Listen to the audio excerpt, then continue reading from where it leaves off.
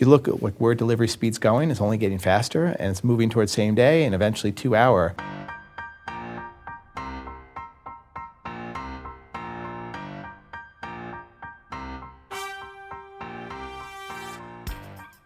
Marc Lore is the CEO of Walmart eCommerce, a position he stepped into after selling his startup, Jet.com, to the retail giant for $3.3 billion in 2016.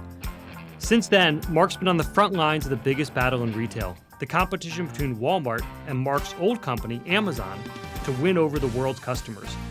We talked about how he's melding his startup culture with Walmart's and lessons learned as he crafts the future of retail. It's been 1 year since you joined Walmart. I'd love to get an understanding of what you have learned about life inside Walmart. Anything that's surprised you or that has caught you off guard? This is sort of the second time around working inside a big company in the retail space. And I have to say, I've been really pleasantly surprised at how good and genuine the people are inside Walmart. People are genuine, authentic, have incredible respect for the individual. They're thinking about, diversity, inclusion, and environment in ways that in companies that I've never worked for, quite frankly. Also, the speed at which we've been able to move is something that I never would have expected. So it feels like a startup. Yeah, you don't think about Walmart and speed being together. Yeah. You think about low prices, you think about, massive gatherings, you think about bringing down supplier costs. Is the speed something that you brought into Walmart, or is this something that they were already embracing before you arrived? Well, I don't know about what it was like before, but I can tell you that they've really done what's necessary to set us up for success and to move fast, and that's really around empowerment and trust. What was the first 6 months like in trying to get that into place? Yeah, I think the first 6 months, a lot of it was really being crystal clear about the vision, where we're going, and how we're going to get there. Mm-hmm. And then just keep telling the same message over and over. So I spent a lot of time making sure that we really got that nailed early on, and then also just reorganizing the business to move for speed. We made the organization flatter, more customer-centric. So I took the customer service function, which was 2 levels down, as a direct report. I took the customer experience function, which was 2 levels down. I made a direct report, because just to enable us to get me closer to the people that are close to the customer, and also to be able to move faster.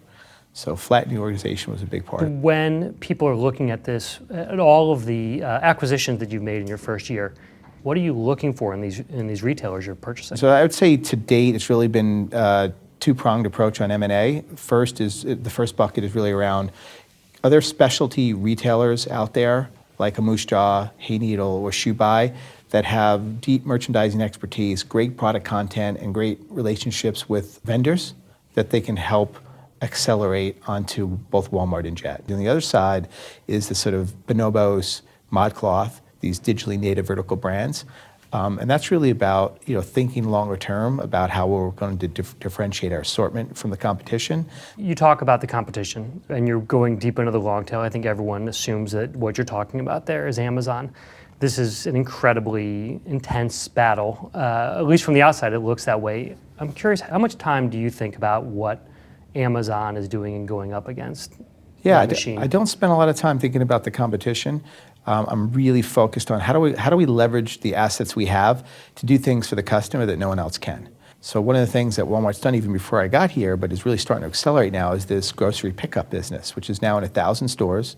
We've got an 87 Net Promoter Score, which is off the charts. So customers absolutely love it. We pick the groceries and put it in the trunk of your car at amazing prices. We've got that in 1,000 stores now, and we're starting to accelerate that across the U.S. That picking capability is really hard to do at that sort of service level. But now that we have that, we're starting to do delivery out of 22 of these stores using a combination of Uber, Postmates, and even our own associates. So we've got a pilot going where we allocate packages to our associates based on minimizing their distance off wherever they're going after work. So that's worked out really well. Would you talk about that first? Because I remember when that was announced, and it was pretty shocking to think about this concept. What have you learned so far? Is it working? Is it not working? Are there any lessons that you've picked up from that? Yeah, it's working really well. The average amount of distance that an associate has to travel off their commute home is less than 1/4 of a mile to deliver a package, because we purposely allocate them to try to minimize it, right? So, being able to know where each associate is going to go after work, and then be able to allocate the packages in the most efficient way is proven to be, super interesting to us. So they're on their way home, they just do a little detour, they drop off the package, and then they go wherever they're going to go. And they're getting paid from the time they leave the store till the time they deliver the package. So on a marginal wage basis for the amount of time over and above your normal commute, it looks great. Right. So associates are happy, and at the same time, we get to deliver it for a fraction of the price that it would be through a point-to-point, crowdsourced partner. So we're really excited about that. But I mean, just the idea of having 4,600 stores where product is basically getting to these store locations in full truckload quantities, so you can't get product there any cheaper. And then these 4,600 stores that are doubling as warehouses are profitable, right? So every marginal dollar that ships out of there comes out at a profit margin that really can't be matched. So in terms of, if you look at where delivery speed's going, it's only getting faster, and it's moving towards same day and eventually 2 hour. Nobody's set up better than Walmart to deliver on that experience at the lowest possible cost. The race for the last mile seems to be the biggest race in retail right now. How do we get someone a package as fast as possible? And beyond just the stores, there's questions of drones, bike delivery. Do you think it gets to a point where consumers just assume that everything they buy is going to get to them within 20 minutes, an hour? How fast do you think things get? Certainly within a couple hours, but for limited assortment of products. So when I say limited assortment, still it could be 100,000 products, and that's why I think we're best suited to deliver that, because we already have more than 100,000 products in 4,600 locations. When you start talking about product assortment that goes into the hundreds of thousands or millions, obviously then speed becomes a lot harder, because you can't have 1 million products in 4,600 locations. That doesn't economically make sense. So it does, speed certainly for the top 100,000, and then in certain urban areas you can do it in a much larger assortment, but at some point you just reach the limit of the sheer distance that products need to move. One big difference between what you're doing and where Amazon is looking is you're definitely a much more people-focused business. You have a lot of associates. And Amazon seems to be much more focused on automation, trying to get things with the fewest amount of people possible. Do you think that people have to be in the mix, or would you prefer it to be a more automated process?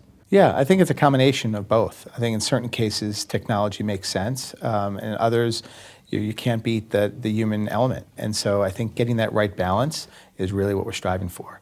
And leveraging our assets and the human talent wherever possible, like in the case of associate delivery, is a great example. You've got the focus on customers. It's definitely an area that Walmart has not been known for in the past.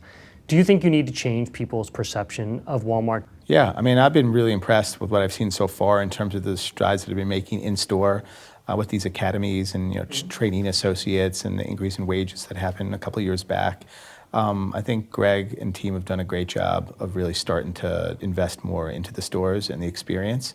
That coupled with having Jet.com focus on the urban millennial higher income, I think both those brands working together, especially in the online space, I think is a winning strategy. But you think you need to have a separate brand to go after the millennials? You couldn't do it with Walmart? Not necessarily millennials, but the higher income urban millennial. I think the New York City, San Francisco crowd, I think having a brand that's laser focused on that audience, because it is a different audience, works really well. I mean, I think it dovetails really nicely with the Walmart brand as well.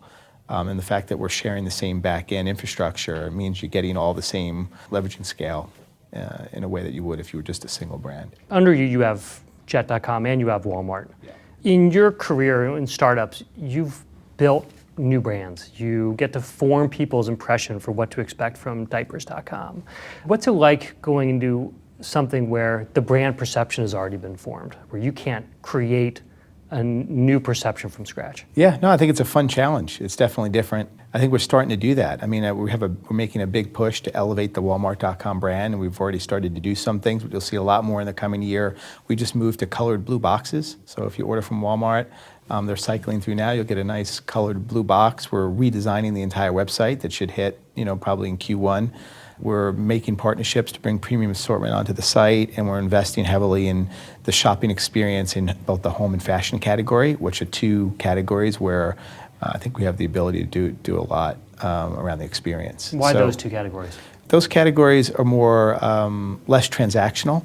You could actually create an experience. They're really around browse. And so if you're shopping for a home, we don't want it to be where you just come in and, I need a bar stool. We want you to come in and say, hey, I'm decorating my living room. What are the things I need? And be able to see different rooms set up and be able to purchase the entire suite of products at whatever style you want. So be able to search, oh, you like modern? Great. Here's some living rooms in some modern styles. Find something you like and then buy everything. It's less transactional and more about the experience. So much of what you've done has been focused on the repeat buyer, on getting people a super easy way to get things that they need to buy even before they realize that they're almost out of the product. Yeah. Doesn't this take you in a different direction? That's why it's a barbell strategy. You know, it's at the one end, it's about building the relationship with the customer with the everyday essentials and make it really easy for them to get the stuff that they need every day. And at the other end of the barbell, it's investing in that browse and less transactional experience, like home and apparel / fashion. What's your involvement with different parts of the company? When did you come into the I'm an process? entrepreneur, so I definitely like to dive deep on lots of areas that I think could potentially have a big impact, and sometimes they may seem, like they're relatively small, but in the big picture, my belief is some of the small things make the biggest impacts. But there are certain things that I like to have my, fingerprints on. And it's usually the little things that could be that last 5% that can make a difference in the brand. That's where I'll tend to dive deep. You worked at Amazon. Are there different pieces that you have learned along the way that you incorporate into how you manage, how you think about vision, how you set strategy? I keep learning the same lessons over and over again, and it always comes back to culture and people. Like anytime something's not working well, it's usually because you don't have the right people, and you're not getting the right people because you don't have the right culture. So how do you create a culture within Jet.com, within Walmart.com, and within Walmart? Yeah, I think it's really important to sort of think hard about the values of the company and what you want to stand for. So what's an example? And so it's trust, transparency, and fairness. Those were the 3 values at Jet. We had a compensation system that was open. Everyone could see what everyone else was making. And at every level in the company, people made the same amount. So man, woman, didn't matter. Like you were a director in the company, you made $150,000 plus stock, and that was it. There was no negotiation. That was the level, and everyone knew everyone was making at that level. Did that work? It worked amazingly well. Do you still do it? We don't, well, now that we're part of Walmart, it was tough because there were thousands of people. It was just tougher to do. Yeah. But we did it up until the acquisition. Yeah, but don't you have superstar data scientists who come in and say, like, I can make magic at your company, but you got to pay me what I'm worth. The LeBron Jameses, that you didn't have that experience of saying we're going to have to pay more. Yeah, maybe they'd be at a different level then. But everybody at the same level made the same amount. Are there any retail startups that you're looking at now and just so impressed by? Yeah, there's a lot of them. Because we're in also the hunt for acquisitions and things, it's hard to give you specific names, All right. but there's a lot of impressive companies and impressive founders out there. We're spending a lot of time with these founders. Is there anything in particular you're looking for when you are talking to founders? I'm looking for founders that have been able to create a culture and have been able to recruit and retain amazing talent. That says it all. That goes back to my previous point.